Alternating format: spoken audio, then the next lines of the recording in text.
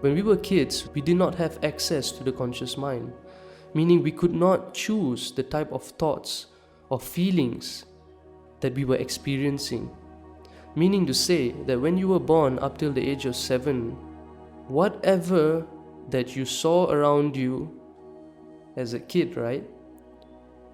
How you perceived the world around you was through observing and absorbing the thoughts, the feelings, and the actions of the people around you. So now, who are the people around you? You've got your parents, probably got your relatives, and you probably, if you went to kindergarten, you're going to see some teachers and some friends who's going to give you an idea about the world as well. Now get this, you're a child, you're born into this world, a very strange and mysterious world, but you have no idea how to understand it yet. So here you see your parents, here you see your siblings going through different situations in life, and you start to form some kind of an understanding about situations in life and how you handle them. And this programming gets even more in depth when those people around you actually tell you, look, you see, this is bad, this is wrong. You see, you should feel this way. You should act this way because the world is like this, and so on. And that sticks in you. And you cannot even question them.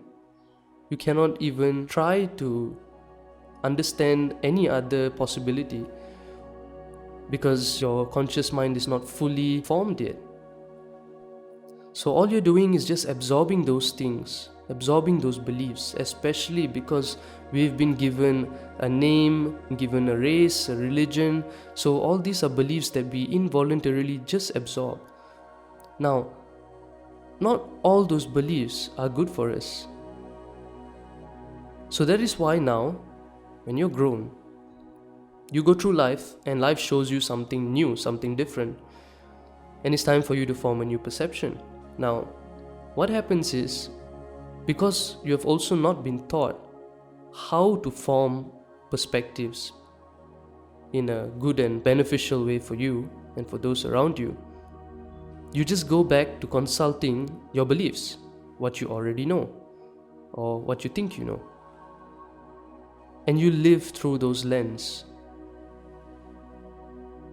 So this is why most people, when they come into contact with any kind of experience that even remotely resembles an experience that they've already gone through,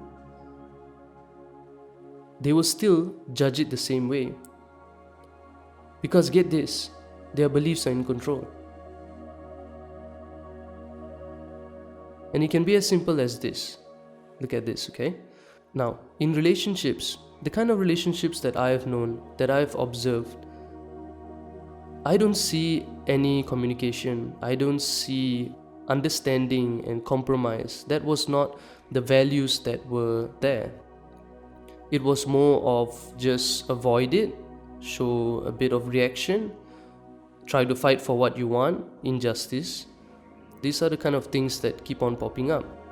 Because I was seeing that from my youth, and because I could see that with the people around me who were also demonstrating the same kind of behavior, I concluded that all relationships must be the same way. Now, how many people, or how many of you actually believe that this is how you have a relationship? And most of us go far enough to say that, yeah, I mean, this is the way that it is. But do you really think so? That this is the only way? What if it is the only way that you know, because that's what you have been exposed to? So much so that it becomes your belief that relationships are meant to be like this. So when anyone comes along and they really love you and they want to have a relationship where they value you and they communicate with you, they want to forgive and they want to build and compromise, you're not willing to because that's not familiar, because that goes against your beliefs. Do you get that?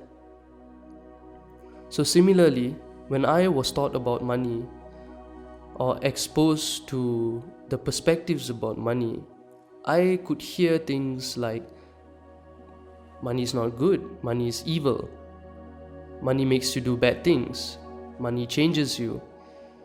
And I've even experienced where I have seen people looking at other rich people and saying that, oh, look at that, he's rich because he's a crook. Look at that, he's rich because he's probably stealing money from somebody else. He's not doing something good and earning money. Now, imagine being a kid and absorbing that, right? Now, when I look at a rich person, how do you think I'm going to perceive this person? So, how many of us are actually going around and looking at things daily and reaffirming those beliefs? So, the problem is this: we were not told that we should reassess the kind of beliefs and the kind of programming that are in us. Because the truth is, the world is always changing, everything is always changing. And so your beliefs should modify and should adapt to the way the world changes. So right now we are all stuck in some kind of belief, and that is shaping our reality.